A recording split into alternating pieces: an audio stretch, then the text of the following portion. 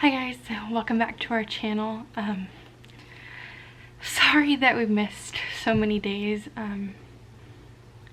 I really didn't know how I was gonna make this video or how I was gonna get the strength to make this video.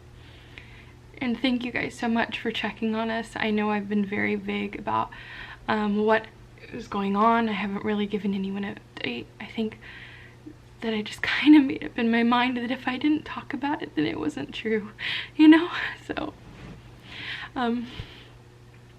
if you're watching this, then I found some sort of strength to talk about it, and yeah. So, I think the last thing that you guys saw was that I fractured my foot. We were at my aunt's house for the fight, and I fell out the garage putting drinks away, and I ended up fracturing my foot. And it's not getting any better, so I'm pretty sure that it is for sure fractured. So we've just had a really hard week. So that happened, and then on Tuesday my car just wouldn't start. I went to Joann's to go get fabric, and my car just wouldn't start at all, so it's still not starting. I don't know. Anyways, fast forward to Thursday, the 31st, and I had so much work to do, so I ended up staying up super late. Luckily my Nana was already here because she was trying to help me with the boys, because I can't really walk very good. And we ended up staying really late. I was working, and I don't think we got done till like 12:30 or 1 in the morning. So I went to go lay down. I was telling her that my back was hurting, but it was just, I thought I would, just because I've been sewing all day, that it just, you know, it was hurting. And so I went to sleep, and all night long I really couldn't sleep. I was just having this like lower stomach pain, and I really didn't know what it was. And I checked on the baby, and I couldn't find the baby's heartbeat, but that wasn't, I should have been able to find it. Nothing was wrong yet. So I woke up in the morning, and no matter which way I turned, the cramping wasn't getting any worse. I drank some water, I took some medicine. I remember I went out there and just told my Nana, I was like, I don't feel good, I don't feel right. And so I called my doctor, and luckily she was the on-call doctor, because this was before the doctor's office had even opened on Friday. And I told her I just had a little bit of brown discharge, and it just started turning pink. I wasn't really worried until it started getting pink. And she said, okay, well, she's all, I have surgery this morning, so you can wait until I get out of surgery, and you can have an appointment at 2, or you can just go to the ER now. She's all, but I really don't think that, I think you can wait to go to the ER. She's all, the only thing they'll be able to do is tell you if your baby has a heartbeat sooner than I can. So I was just planning on waiting. I was not gonna go in. Tav came home, or before Tav came home, the cramps started getting worse, and I remember texting him, and I told my Nana too. I said, I don't think our baby's gonna make it. And he's all, don't say that. And I just said, I feel it in my gut, something's wrong. So he went and dropped Hunter off at school, and I went to the bathroom, and I passed a little blood clot like that big, and I just knew. I said, our baby's not gonna make it. We need to go to the ER now. Just in my gut, I just had this feeling like we need to go now. And so we I don't know why, we decided to take Keegan with us. My Nana was gonna watch the boys, but she'd been here all week, so I think Tav was just trying to give her a break. And so we took Keegan with us, and I think we thought this was going to go a lot differently than it did. And so I will give a disclaimer. This video is not for young kids, so if you are grossed out by like kind of horrific stories, then just stop watching here. But so we got halfway there, and I just started gushing blood. Like, it would not stop. With every, I think I was starting to have contractions then. With every time my stomach cramped, more blood would come out, and more blood would come out, and more blood would come out, and just blood was coming out and coming out and coming out and wasn't stopping coming out. And I'm not talking about just a little bit, I'm talking about gushes of blood. Like, if you've ever had your water break, it felt like my water kept leaking out every single time that I had a contraction. And I was just bawling my eyes out and screaming. And then all of a sudden I felt something heavy fall out into my underwear. And I just started screaming, and I told Tav, I said, I think our baby's in my underwear. And so he gets on the phone while we're driving, and he's all, you know, telling them that we're coming in, she can't stop bleeding, I'm 12 weeks pregnant, all this stuff. And they said, okay, drive right up to the ambulance bay, we'll have people waiting for you. So we're hurrying as fast as I can. More blood, more blood, more blood. Blood never stops. We get up to the ambulance bay. And they have somebody come out there. Tav's whole car is soaked, his whole seat's covered in blood. I found a pack of wipes, and I was just trying to like wipe up as much as I could. My hands were covered in blood. I had like 10 wipes covered fully in blood. They got me out, and they just dropped me off because you can't park right there. So Tav joined me a little later, and they had like 3 people in there. They just were ripping off my clothes, and I told them, I think my baby's in my underwear, and they're looking at it, they're like, no, we don't think that's it, blah blah blah. But I was just gushing blood everywhere, so they came, they hurried and did everything. They're putting IVs in me. They were actually, I don't think they started an IV yet. They hadn't started an IV yet, so they're just asking me questions, what's going on, and they were trying to get a hold of my doctor, or some doctor. My doctor was in surgery, like I told you, so they were gonna have the on-call doctor, her other doctor, come, and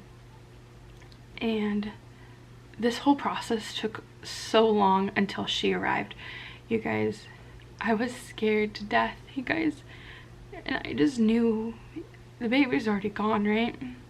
So we got there at 9, and they basically just let me bleed. I finally had an ultrasound around 11, and they took me back, and I wish I never had to see that ultrasound, you guys.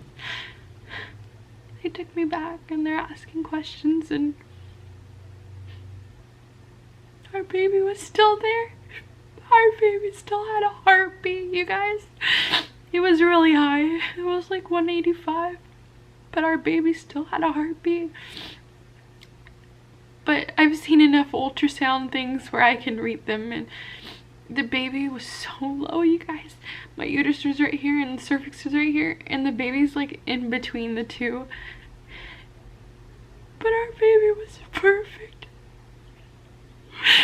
It was measuring on track. It had a heartbeat still, and I think that's what made it feel the worst, you guys. And I was in a lot of pain while they were doing the ultrasound. I was like in like labor then, and they tell you that it doesn't hurt as bad as actual labor, and it does, because I didn't just have like a miscarriage, I went into actual like labor, and my doctor said it doesn't matter the size of the baby, it still hurts the same. So they pull me out, and I'm like screaming now because my back pain's so bad, and it's just, I was in so much pain. Anyway, they got me back to the room, and they have people coming in here trying to like coach me, telling me just breathe, just breathe, just breathe, because my heart rate's like super high and my blood pressure's so low, and I'm just bleeding everywhere, you guys. They literally changed the bed about 10 times because it was soaked. Like every time they would change it, it would just get completely soaked again. So he ended up doing a pelvic exam, and 2 blood clots the size of my hand, not even joking, this big, came out. I didn't get to see those because he was doing the thing, and he said your cervix is still closed.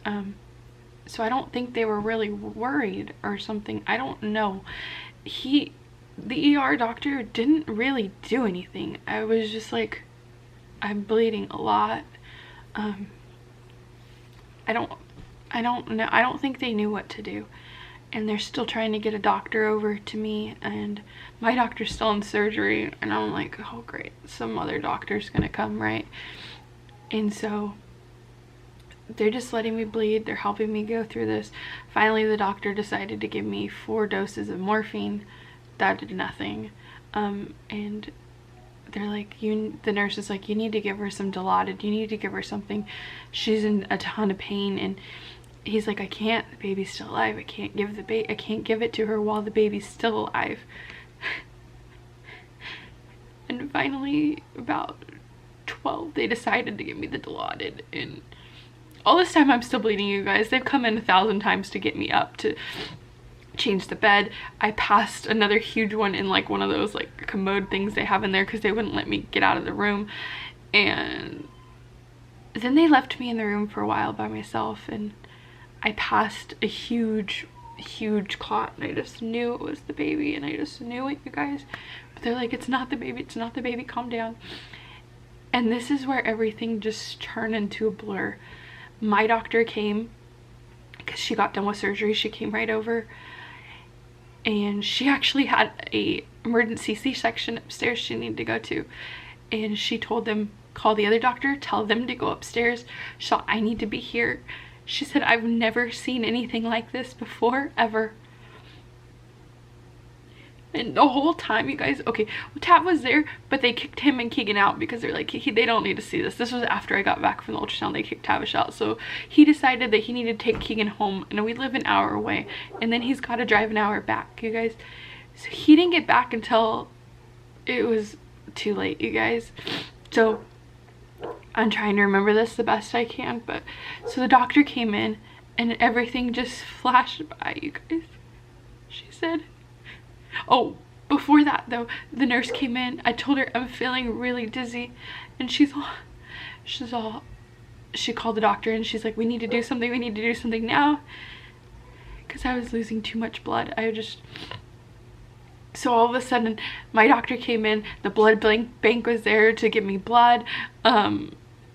My doctor's talking to me, and she said, I can't save your baby. You're bleeding so much. She's like, I can't save your baby. The only way I can stop you from bleeding is to go and take your baby out.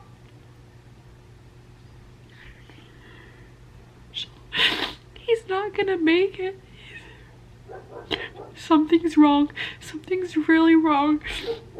If I could save your baby, you know I would, but I can't. And the medicine I need to give you, he won't make it.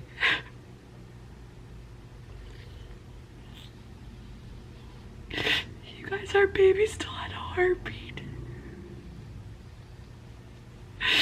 And I was bleeding out and hemorrhaging, and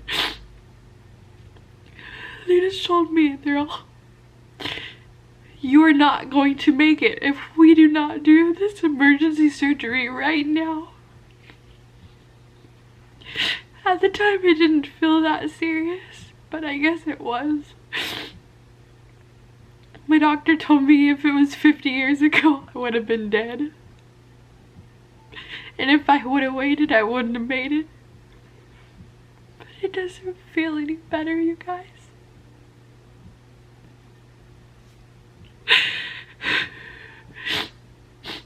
I feel like my body failed me. I feel like I killed my baby. And I feel so selfish that I had to choose my own life over saving our baby, but she told me your baby isn't gonna make it. So I'm in there. They already have IVs everywhere in me. They can't get my blood drawn. I haven't ate or drank anything. The blood bank's in there, and they're taking forever. They're taking forever, you guys. They're trying to, she put it in my knuckle. She's trying to get blood everywhere. Everyone's getting pissed. Finally, one of the nurses was going to take blood out of my ankle because they have to verify my blood so they can give me the blood. So they gave me 2 liters of blood, and they rushed me back for emergency D&C, you guys. They got me back there so fast that I don't even remember them telling me they were putting me to sleep. They literally rushed me to the OR. There was like 3 of them doing like 5 things at once. I'm just on the table, and all of a sudden I don't remember anything, you guys. Apparently she told Tab that the baby was already halfway out when she went to do the D&C, so he wasn't gonna make it anyways.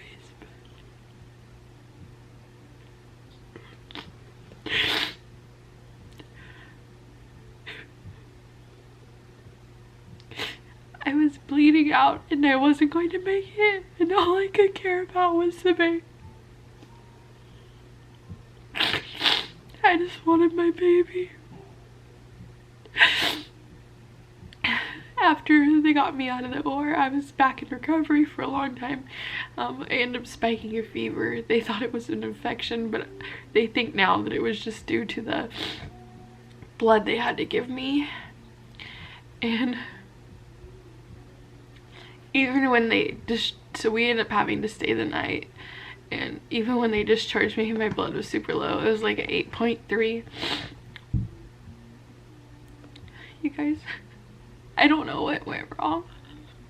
I just keep blaming myself. I keep thinking, well, maybe if I didn't fall, maybe if I wasn't on crutches, maybe if I didn't pick up that stupid car battery, and maybe if I didn't do all kinds of things, maybe our baby would still be here. And I think it was worse that he still had a heartbeat, you guys. Our baby still had a heartbeat. And I feel like I killed our baby. She keeps telling me that there was nothing that I did to cause this. Nothing I could have done could have caused this. She said, did you do drugs? I said, no. She said, did you put a hanger upside yourself? I said, no. She said, there's nothing that you did to cause this. She's all, when I took the baby out, she's all, the placenta was like 2 sizes too big and it had a growth on it. She's all, I think that's where you were hemorrhaging from. She's all, I don't think the placenta was good. But I can't help but feel like it's my fault, you guys. I can't help but feel like I did something wrong, you guys. We were so wanting this baby, and I was so happy. Like, wow, we got really lucky. We got pregnant before I even got a period back. This baby was gonna make it. Every time we went to an appointment, baby was growing on track. He was growing a little big, but you know, the dates, we were just guessing because I never had a period. We had so many plans for this baby, and it's all just gone now, you guys. The first time was hard, but it's not as hard as this time. It's not as hard as seeing your baby with a heartbeat and knowing that if you don't go have that emergency surgery, you're not gonna make it either.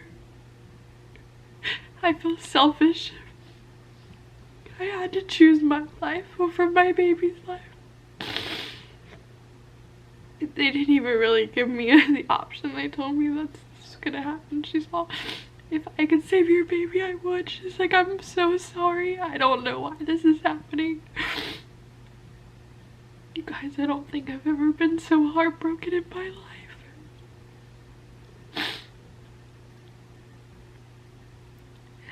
And I'm so angry, and I know I can't blame God or anybody, but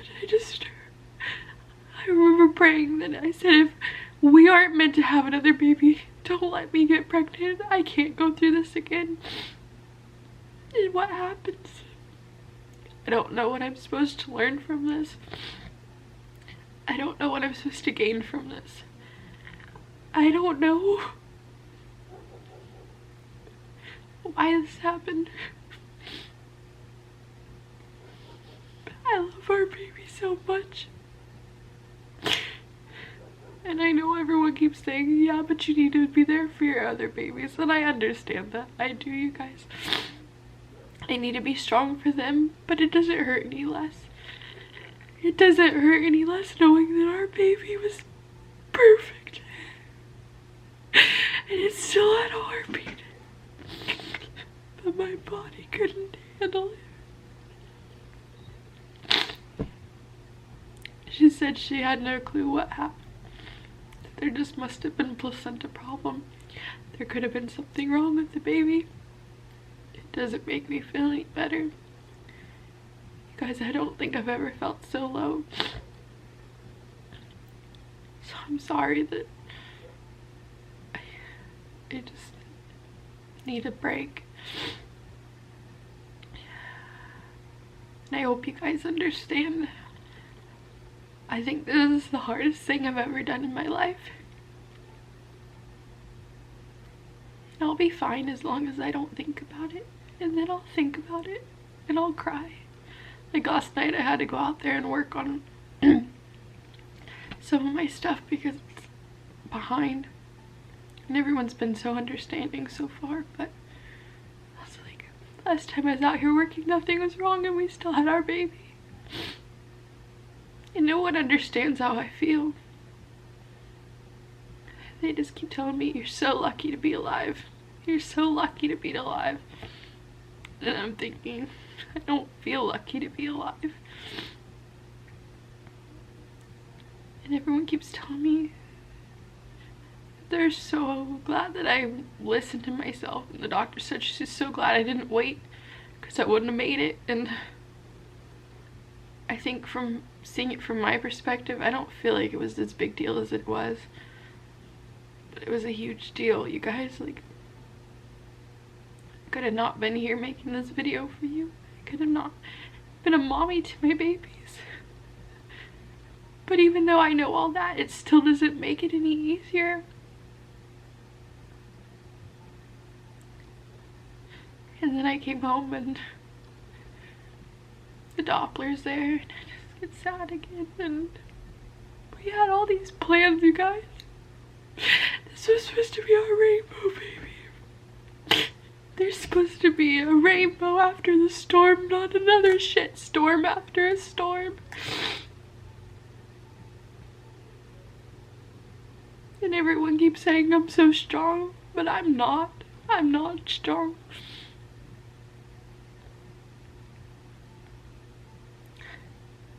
I'm not strong, you guys. My heart, I just feel numb. I feel like, why did this happen? And everyone's having their babies and I have to make all this stuff for everyone else's babies and I just want to be making stuff for my baby. And everyone keeps saying, well, maybe it's a sign. Well,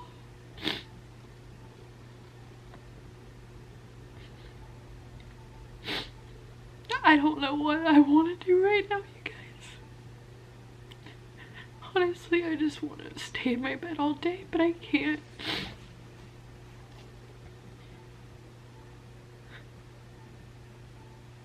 Everything was going perfect. Everything was going great, and we got to the point where everyone, you know, everybody announces we're 12 weeks pregnant and nothing could go wrong now, and it can't. And it just proves that there's no safe zone, you guys. No safe zone. And I don't regret sharing this at all because we did have a baby. We do have a baby. Oh my god, you guys, the other day, after we came home, I was not prepared for what Hunter asked me. We were sitting there eating dinner. And he said, Mommy, what happened to the baby in your tummy? And I had to tell him that he's in heaven. And he said, is Grandpa Cronin taking care of him? And I said, yeah. And then yesterday, he told my Nana, he said, Nana, I'm really sad. He's all, I wanted another baby brother.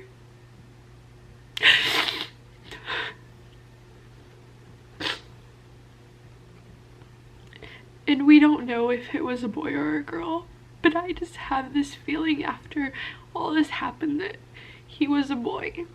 So I'm just gonna call him a boy, and he was a boy.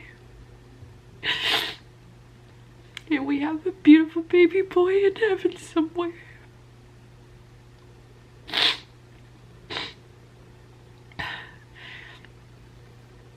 don't even know where to pick myself up, you guys. I don't. I wouldn't wish anybody to go through this. I don't understand how people who are addicted to drugs and don't even want their kids and everything else can have perfectly beautiful babies, and I don't get my baby. Life's not fair, you guys.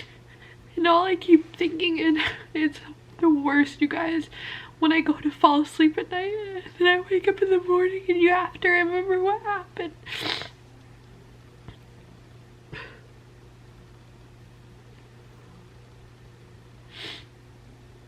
Our doctor told us to not make any rash decision while we're upset about what we want to do.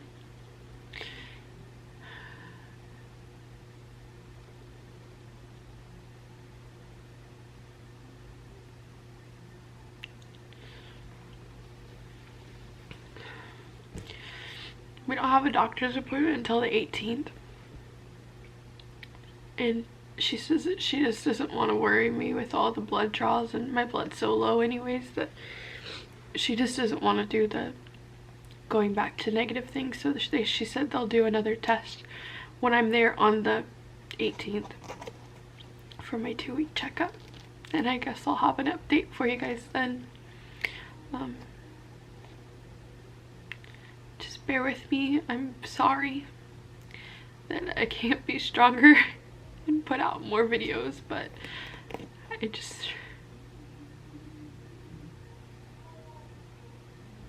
I have zero interest in doing anything, you guys. We were supposed to have this baby and close to TAVS' birthday, and we were gonna complete our family, and we weren't gonna find out what it was, and it was gonna be a huge surprise. And now I just feel like that's a jinx. Like, we weren't gonna find out last time and we lost the baby, and we weren't gonna find out this time when we lost our baby. It was sad because I was just starting to get a belly, and I was just starting to feel pregnant and good about it. Like, oh, you know, we're actually gonna do this. Like, it's gonna be fall soon, and I'm gonna be pregnant, and we're gonna have our sweet baby. And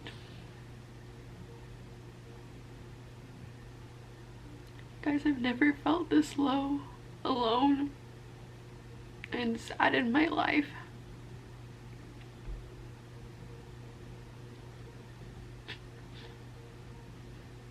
I could have died and I still feel like it's my fault. Like, if I could have done something different, I'd still be pregnant. It's just crazy how you can go from one day everything being perfectly fine to your whole world turned upside down and crumbled. We're not bad people, we're good people, and I don't understand why bad things happen to good people. I want nothing more in the world to just have our baby back. But nobody understands. One whole day, everything you could have ever wanted just gets ripped away from you. It makes you truly realize that you can't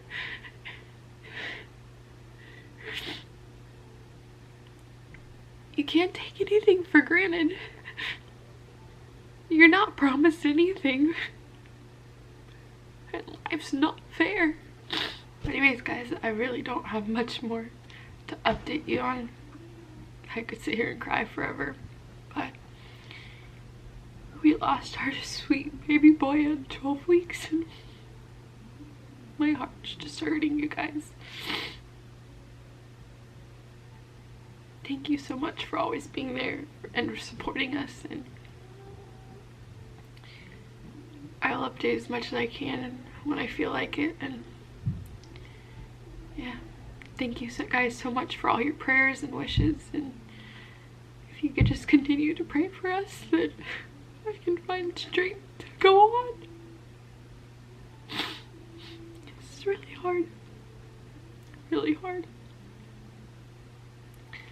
Anyways, thank you guys so much for watching, and I'll see you guys in a little while. Bye, guys.